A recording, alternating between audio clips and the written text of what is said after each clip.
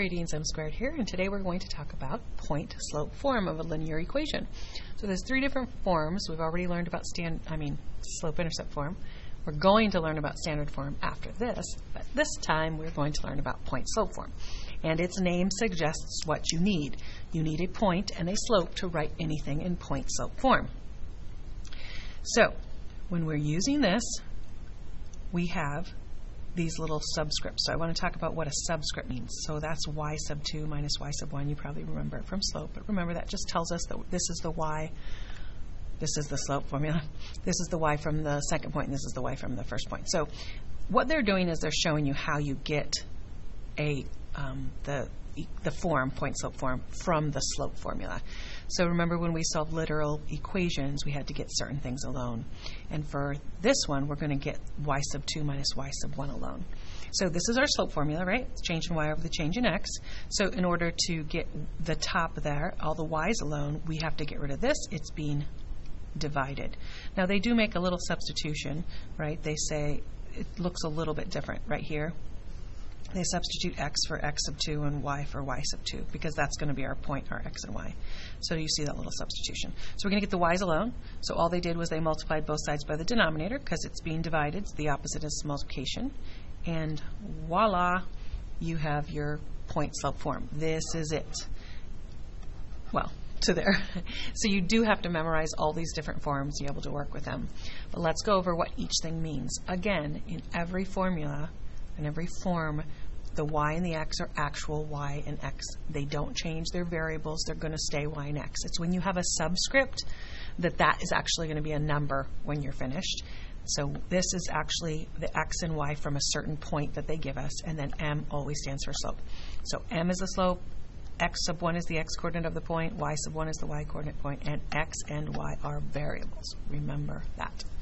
Okay, so the first thing we're going to do is we are going to write some equations in point-slope form. So first we have to find the slope. If they give it to us, then we don't need to find it. And then we're going to, if they give us one point, that's our x sub 1, y sub 1. If they don't, then we have to choose one of the points, because sometimes they'll give us 2 points. So you'll either have a slope and a point, that's the easiest one, or 2 points.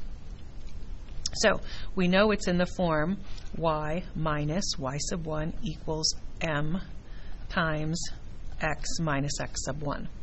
So notice I'm going to put those minus signs there. Those are in the formula. So that's really super important that you understand the minuses are in the formula, because if y sub 1 is positive, it's going to look like minus. If it was 3, it'd be minus 3.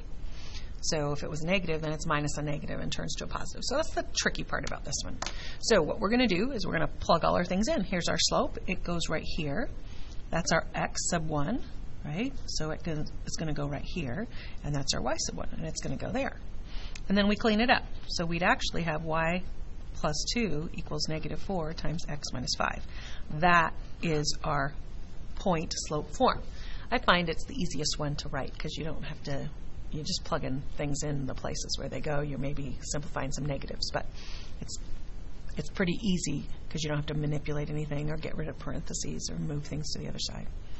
Okay, so here they didn't give us the slope, so that's the first thing we have to do.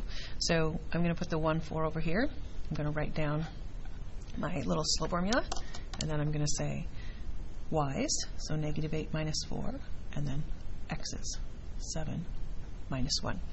So negative 8 minus 4 is a negative 12. 7 minus 1 is 6, so my slope is negative 2, because 12 divided by 6 is 2. Okay, I have to choose a point. I'm just going to choose that one. It does not matter what you choose.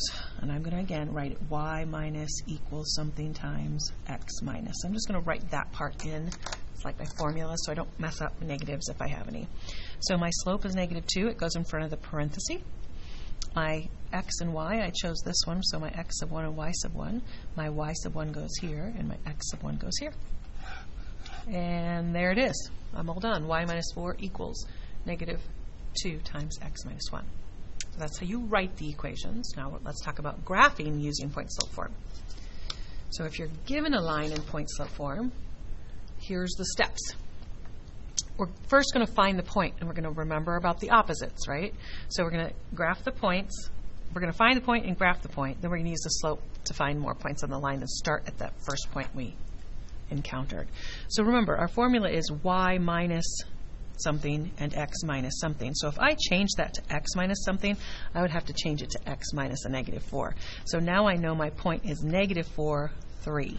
So that's the point that I see right here. It's the opposite of whatever I see here. It says minus 3, it's actually plus 3. If it says plus 4, it's actually negative 4. And I know my slope is 2. So I find those two things, the slope and the point, and then I'm ready to graph. So I'm going to graph my point first. 1, 2, 3. So negative 4, 3 is right there. My slope is 2. So that means I'm going to go up 2 over 1, up 2 over 1. Or, remember, I could go down and left 2. And I'm going to connect the dots. And that is how I graph a line in point-slope form. One more.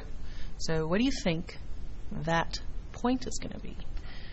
Well, let's see. Well, if you said it's going to be negative 1, negative 5, you are correct. So we're going to graph that point first. Negative 1, 1, 2, 3, 4, 5. There's my negative 1, negative 5. And then my slope is negative 2/3. So from this point right here, I'm going to go 1, 2, up, and then 3 left. 2 up, 3 left. That's how I get my negative point. I could also have gone down and right, because one of them has to be negative, and down or left. Both of those are negative. Okay, so that's how you graph things in point-slope form and write things in point-slope form. So good luck with point-slope form. M squared, signing out.